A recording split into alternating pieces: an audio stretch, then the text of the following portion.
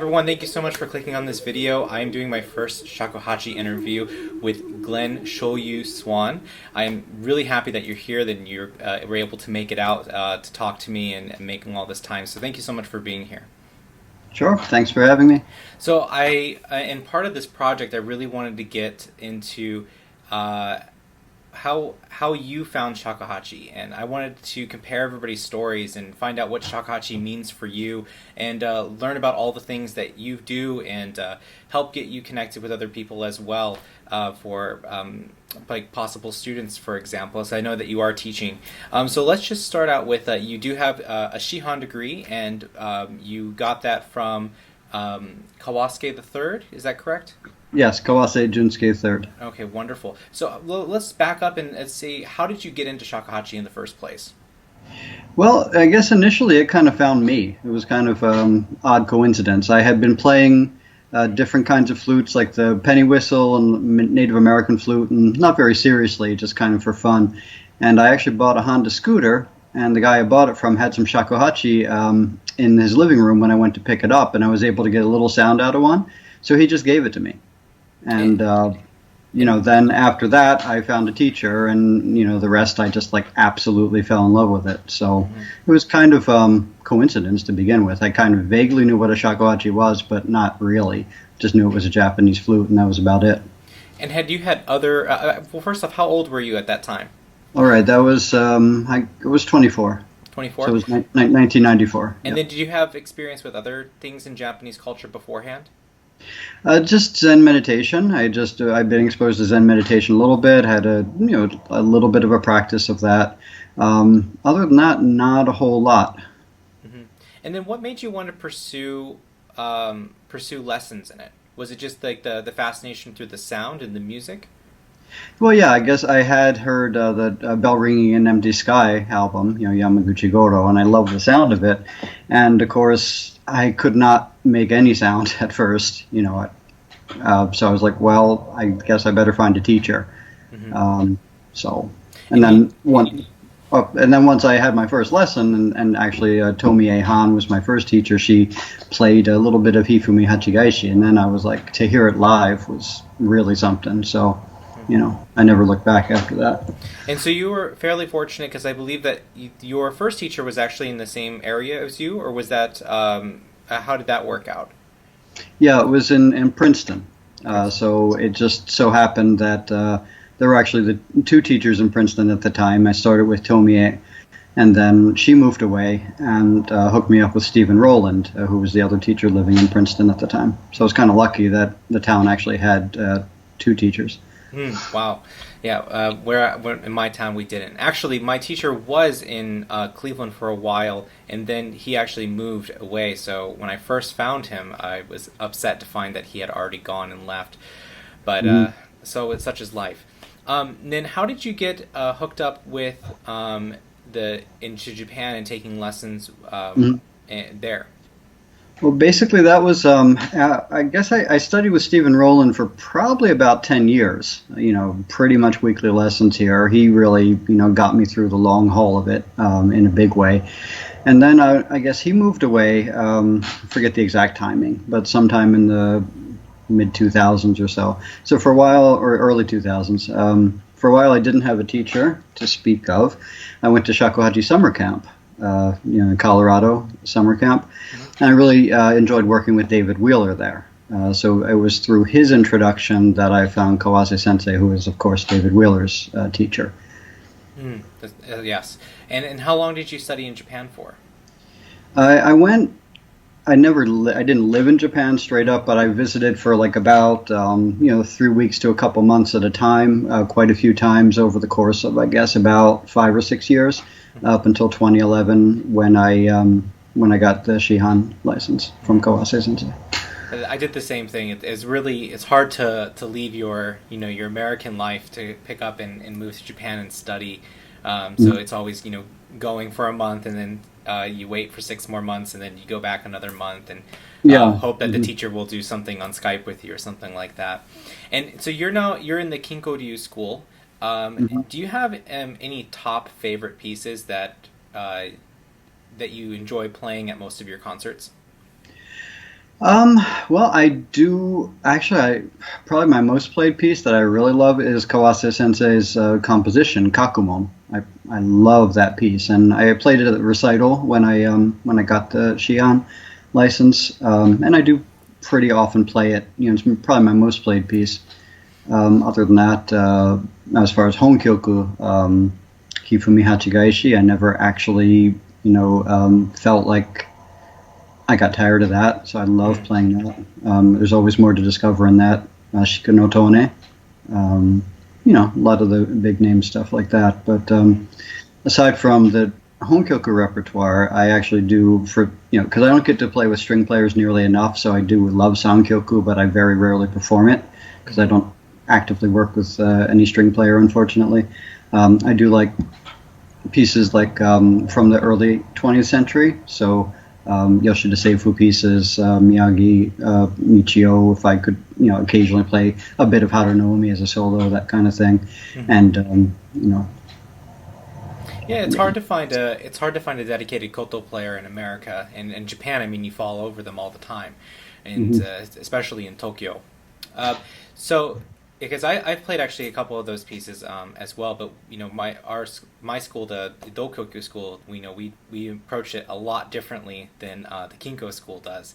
I remember I played Hifumi for Ralph Samuelson, and he was saying he remembers playing that piece for Yokoyama Katsuya, and after he was done playing, Yokoyama said, this is how we play it. And then he played it, and he said that basically the same sort of way that I was interpreting this piece really reminded him of that Dokyoku school and all that sort of stuff. So there is a clear distinction between them. Have you learned any other schools of music outside of Kinko? Really just Kinko. I did work with Riley Lee a little bit when he was in Princeton to get basically the Chikuho, not so much the Honkyoku as the compositions by Chikuho the first, because it's that time period that I'm interested in, the early 20th century, and I really do like his own compositions, so pretty much just worked with him to get those mostly. And then, I was exposed to other things, of course, at the Colorado Summer Camp, the other teachers that were there. But as far as just like really studying, seriously, just the Kinko. Okay. Yeah. And you also speak Japanese quite well, from what I understand.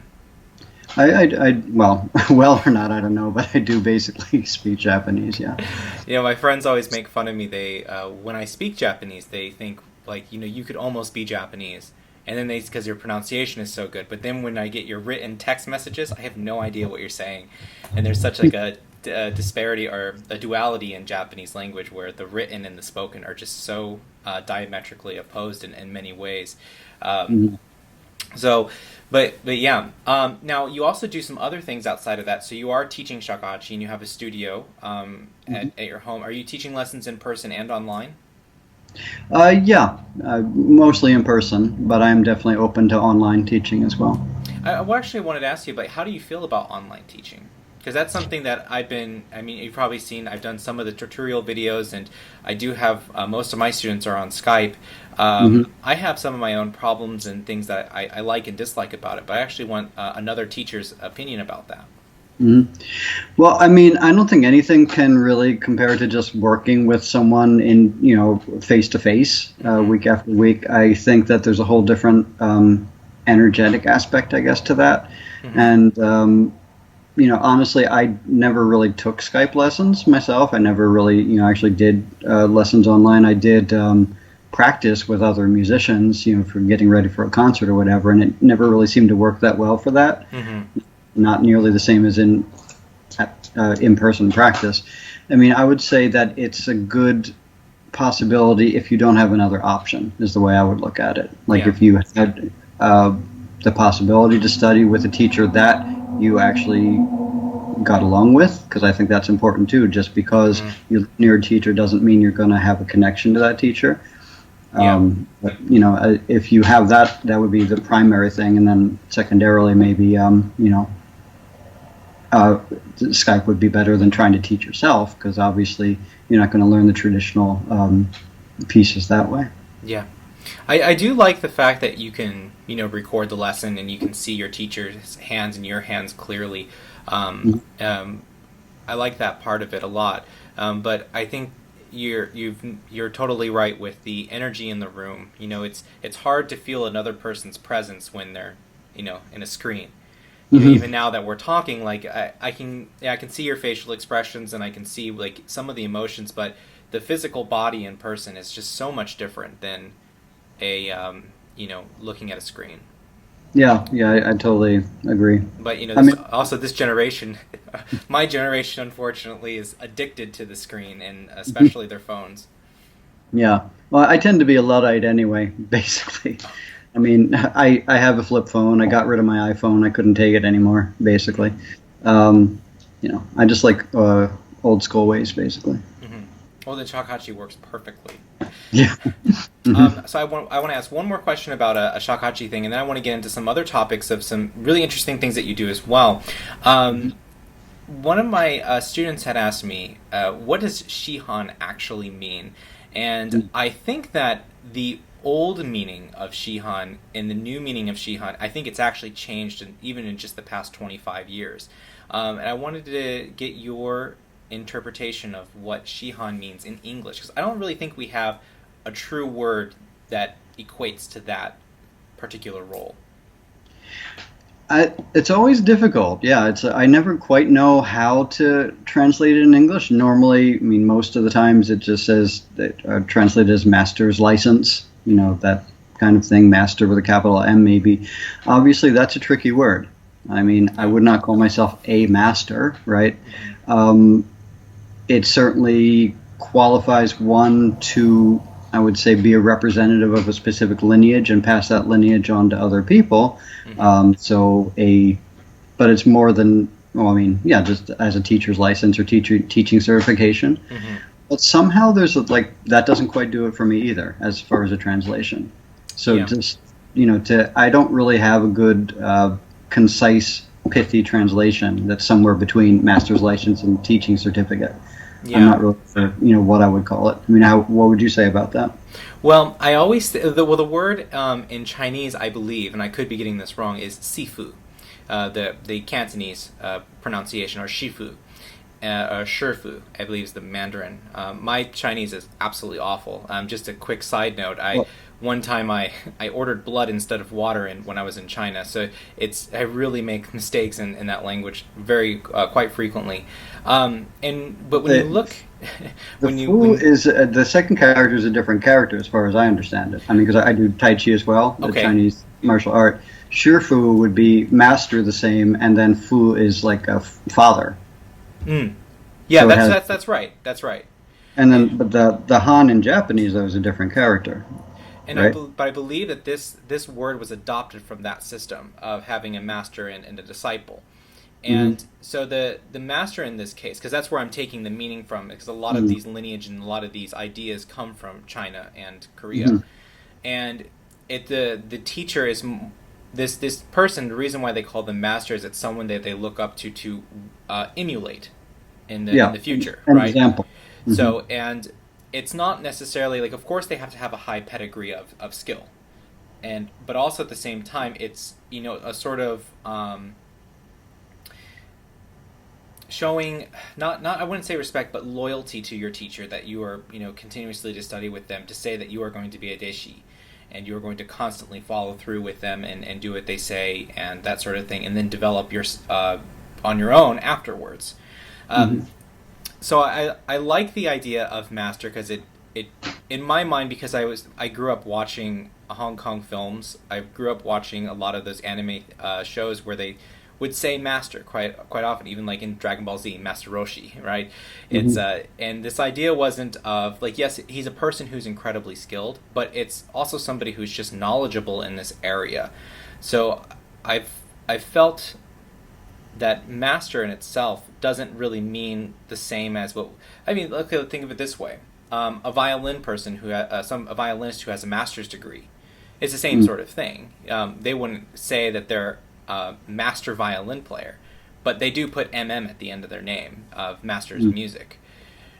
I think with shakuhachi, though, the other dangerous thing that about the word master, or potentially, let's say, that where it could be misused is that kind of Zen spiritual aspect, like conflating it with Zen master or something like that. Not that, I'm not saying that people necessarily do that, but it could possibly have that resonance as well. So that's why I'm a little hesitant about the word master in terms to Shihan anyway. Yeah.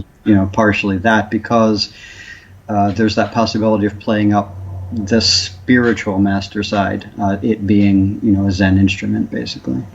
So that's just something that one should be careful of, I think. Yeah, I agree. Definitely. Definitely should be careful of it. And, having all those angles, there's still no good word for it. Do you think it's necessary for people to speak Japanese to play Japanese flute? No. No, I mean, only just enough to understand what I mean if I say otsu or kan or, whatever, the notes and things like that. But to actually speak Japanese, I don't think so. Yeah, I'd agree as well. So now you do two other things that I find really interesting. You do Tai Chi and tea ceremonies. Can you tell me a little bit about your Tai Chi experience and how it relates or doesn't relate to shakuhachi, or how it's helped and supported your musical career? Yeah, I started Tai Chi a few years before shakuhachi, actually. I started back in 91. I've been consistent with it the whole time. I've been teaching that for probably about 15 years now at this point. I would say it very much supports shakuhachi practice and vice versa, just as far as the whole breath, basically there is a big emphasis on breath and movement and energy in Tai Chi, which of course we also have in shakuhachi. Also, yin-yang theory. I mean, light dark, the flow of yin and yang that we have in shakuhachi honkyoku anyway is very much similar to the flow that you have throughout the Tai Chi form. To me, it's just kind of like to borrow a term from, say, that Mount Tremper Zen Mountain Monastery, body practice and art practice. So they kind of very much inform each other. Also, Kawase Sensei actually does teach shakuhachi. He calls it, or his kind of theory about honkyoku, he calls it shakuhachi kiko, shakuhachi qigong. So he is very much, it's part of his teaching as well. So it was like, perfect that I found or was able to study with him. And that's basically like his breathing methods and visualizations and things like that he teaches. So, but yeah, I think they very, very much support each other. And how about the tea ceremony? How did you get into that? And are you also a licensed tea person as well? Yep. Yeah, I have a teaching certificate in tea as well, Omote Senkei School. Okay. Yep. I've been doing a little shorter, like only about 12 years or so. My teacher's, her name is Kyoko Heineken, and I started actually by playing shakuhachi in an open house that they had at their place every year. And they have a tea room there, so I thought, well, okay, this seems interesting. Why don't I just take a few lessons and see what it's like? I had taken weekend workshop a couple years before at the Zen Mountain Monastery. That was a long time ago at this point. But I had some interest in it. Of course, there's the Zen connection and all that. So I thought I'd try it, and I just continue with that as well. Yeah, that's one. I really enjoy the tea ceremony, actually.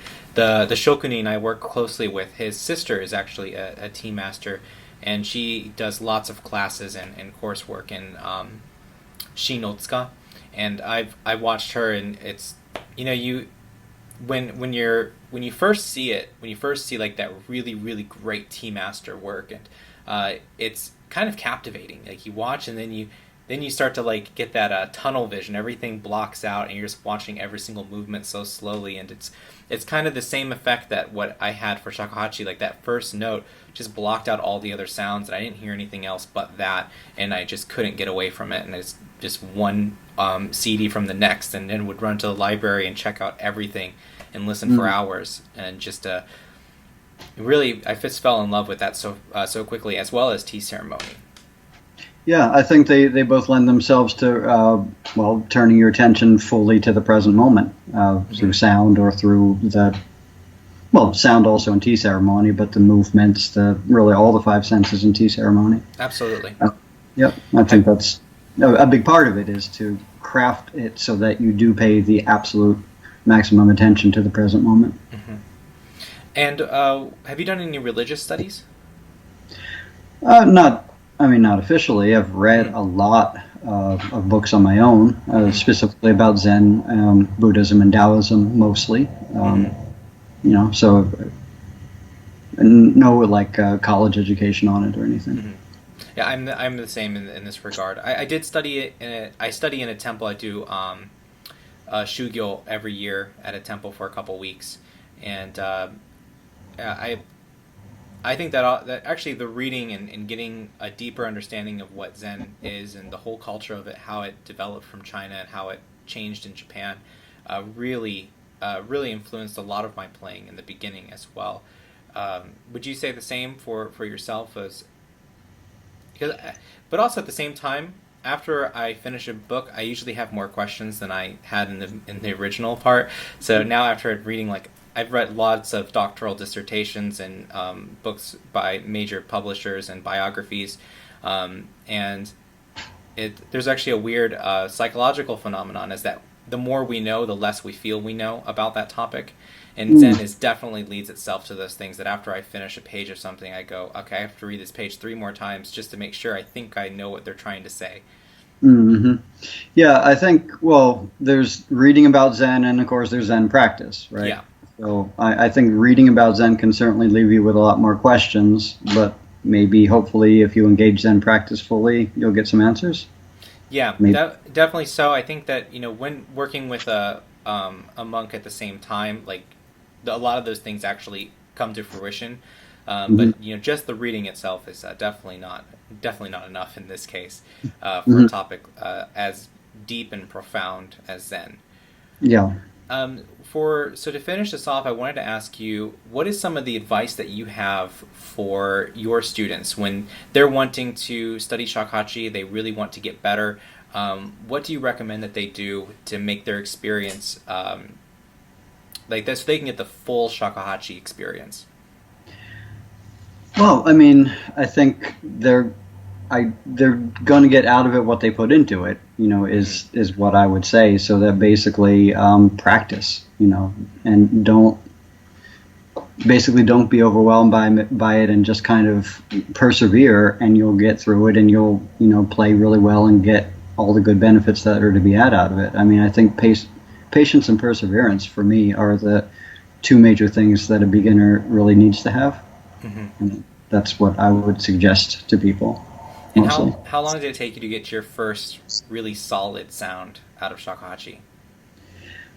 Really solid sound consistently, probably 7 years. That's all relative. But, Yeah. But I would say, a sound that I was in any way pleased with, let's say, probably about 7 years. Probably to get any real sound at all, a few months. Other than just a little squeak or something. Yeah. So yeah, it takes a while. It's not like I was some genius at it or anything. But it's a very difficult instrument, and I think everybody agrees on that one. Yes. I feel like in some ways, though, in my experience, if they get through it, the people that seem to have a little harder time with it at first, if they don't give up, really do tend to get a lot out of it later on, because you basically pay for it in your own sweat and blood. Yes. So rather than it just coming easy to you or something, and I think it's the same with Tai Chi and Tea as well. At least for me, probably at least 2/3 or so of my students who begin don't continue, any length of time. So I think there are things that really just require a lot of patience and perseverance. But if you put the time and the energy and commitment into it, it's just amazing rewards you get back from it. Yeah, absolutely. Well, thank you so much for taking out the time. Where can people learn more about you? Well, I don't have a proper website as such, but I do have a Facebook page, Glenn Swann Shakuhachi on Facebook. Also, Reverb Nation and SoundCloud. You just search for Glenn Swann, SoundCloud, and Reverb Nation. They'll come up as well. All right, can you send me those links later so I can put that in the description below? Sure. All right. Well, Glenn, thank you again so much for being here. I hope everybody got a lot out of it. I know I already did. So thank you guys again. I'm hoping to interview more shakuhachi players that are around the United States and throughout the world. Glenn, again, I'm very appreciative. And you everybody have a wonderful day. You too. Thanks.